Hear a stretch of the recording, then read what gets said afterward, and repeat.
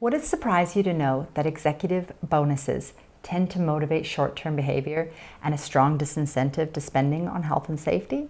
And the impact of incentive arrangements on senior management behavior is claimed to have been implicated in numerous industrial disasters? How can you avoid this in your business? That's the focus of today. This is part 2 of a 3-part series on what makes a great board of directors. And in this video, we'll look at how the board can effectively design an annual bonus scheme that does not have a negative impact on health and safety outcomes in the business. Not just because it's the right thing to do by your people, but it's also what's necessary to ensure your bonus schemes are successful in driving the right behaviors. If you haven't seen part 1 of this series, it's not necessary to watch them in order, but definitely check it out, and I'll give you a link provided in the show description. And make sure you stick around to the end of this episode because I've got a bonus for you. It's a good old-fashioned personality quiz that will help you discover your personal boardroom leadership style so that you can bravely lead with your heart, influence safe and healthy work, and enjoy doing it.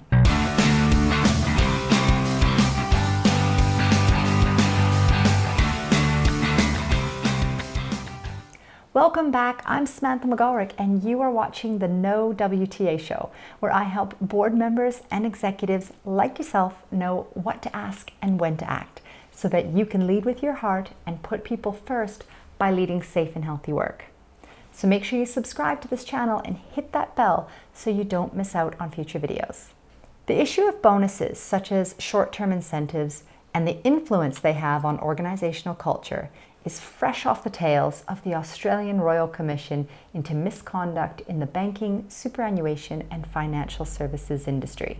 High Court Justice and Royal Commissioner Kenneth Haynes' report highlights that failings of organizational culture, governance arrangements, and remuneration systems lie at the heart of much of the misconduct examined in the Commission. The results of this Commission will have long-term effects on the industry in Australia, but also on general governance across all industries. As many of you know, these organizational failings carry huge reputational damage for not only the companies involved, but those in charge, the board and senior management. For example, we have seen the exiting of CEOs, chairs, NEDs post the Commission's findings, some earlier than others. But there are no real surprises in the Commission's findings in terms of how incentive schemes drive behavior that have not already been identified in previous corporate scandals. I mean, we could look at the 2016 Wells Fargo account scandal in the U.S. that is still creating issues for the bank today, including a second CEO stepping down in a 3-year period and multiple campaigns around rebranding and community apologies. But the Commission's findings are also not new with respect to the amount of material out there on better practice corporate governance, which suggests that what gets measured and incentivized gets managed. Let me know your thoughts about the Royal Commission. Write yes in the comments below right now if you think that the issues identified by the Commission and Wells Fargo account scandal are nothing new to what we already know are factors that influence organizational culture. If you don't agree, definitely let me know any new insights that you have taken away from either of these cases. Either way, it's very clear that from a people, leadership, governance, strategy, reputational, financial, trust perspective, that boards need to consider their role in setting and reviewing remuneration and whether they have an appropriate level of oversight over remuneration practices and the behaviors they drive throughout the organization. Which is why today's episode is so important, because the fact that we know that executive incentive structures motivate behaviors aligned to organizational performance, what we need to ensure is that that behavior is not at the expense of spending on health and safety. Because when we're talking about annual bonuses that for many executives can equal or exceed their fixed salary, it's imperative that the structure of the annual bonus is done in a way that does not render the safety component irrelevant. And that's why the focus of today's episode is looking at 2 questions that a great board of directors would consider when setting the annual bonus so that it drives the right behavior and has a positive impact on health and safety outcomes in the business. So let's get started. The focus of these 2 questions relates to group targets. While each business will determine what group means to them, we have to appreciate that for multinationals, it could be as broad as the whole of the organization. Now, the first question for the board to consider in designing group performance targets is, what will be the weighting given to safety? While safety is more often included in the annual bonus arrangements, the weighting given can be relatively low. In 2015, research conducted into how company bonuses affect safety found that this was anywhere between 10 and 30%, but no higher. The remaining 75 to 90% of the scorecard depended on what many of the 40 interviewees in the research described as business indicators, or those indicators that contributed to value creation. Wow. Times are changing, people. There is just far too much research out there that is showing us that investing in the health and safety of your people is a serious contributor to value creation. And if you're not seeing it, or you're not aware of this correlation, then you're leaving money on the table, my friends. Admittedly, I think one of the primary reasons as to why many senior management and boards do not appreciate safety's contribution to value creation is because your health and safety performance reports aren't demonstrating that linkage to you. And I talk about this in episode number 23. I'll provide a link in the show description. But let's go back to the weighting given to safety in the balanced scorecard.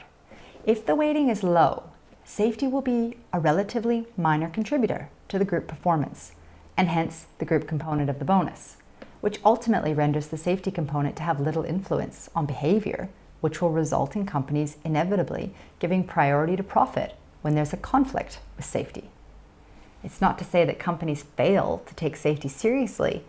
It is just that faced with decisions about whether to spend millions of dollars to reduce safety risk, the scorecard weightings amount to an argument against such expenditure. And the Texas City refinery explosion in 2005 that killed 15 people and injured 180 others, and the Deepwater Horizon oil explosion in 2010 that killed 11 people and injured 17 others are examples of decisions made to save money by deferring or vetoing safety-related expenditure. The second question that a great board of directors will be asking themselves when designing an annual bonus scheme is, how will each individual be able to feel like they contribute to the group safety performance target? Because the reality is, the bulk of employees, including most senior managers, have no capacity to influence corporate results in any perceptible way.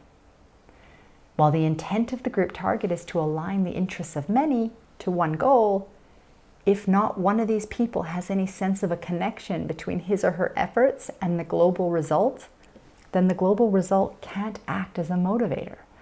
And there's a strong argument to look at abandoning the group measure and to think of other ways to align individual or business unit goals with the company goal.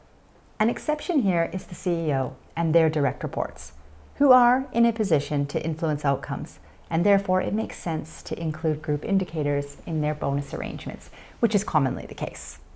Now, if you do have a group safety target, you will want to see that senior management have translated group objectives into specific tasks or projects to be carried out by the frontline employees in support of group objectives, and these would go into performance agreements.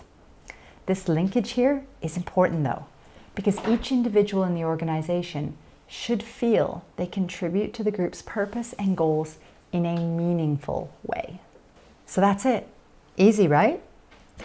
Look, I know that figuring out what motivates people is much more complex than what we put into a simple scorecard. And I'm willing to bet that it's not the best part of your job. But there are 2 important questions that I do hope you take on board, because it will help you in ensuring that your indicators have a positive influence on behavior, where that behavior has an impact on safe and healthy outcomes. So let's quickly recap. The board should consider 1. Some form of equal distribution to all components of the annual bonus, so that the safety component isn't swamped by other targets that render it irrelevant and make it difficult for management to prioritize an investment in health and safety. And the second question the board should consider is how each person in the organization will be able to contribute in a meaningful way to a group performance target.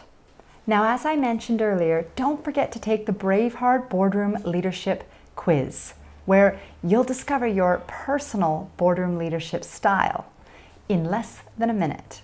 Because if you know your strengths, you can own your leadership in the boardroom. I've provided a link to the quiz in the show description. One of the foundational principles of leading safe and healthy work is sharing knowledge across business, industry, and borders. So in the context of sharing, let this community know in the comments below. What is the most difficult part that you have found in designing the annual bonus? As always, I hope this has helped you in your quest to know what to ask and when to act. If you like this video, do let me know by clicking the thumbs up icon below. If you want more videos like this, make sure you subscribe to the show and hit that bell if you want to be notified when I post a new video every Wednesday. More importantly, if you think that others would find similar value from this content, you would be doing them a disservice if you didn't share it with them.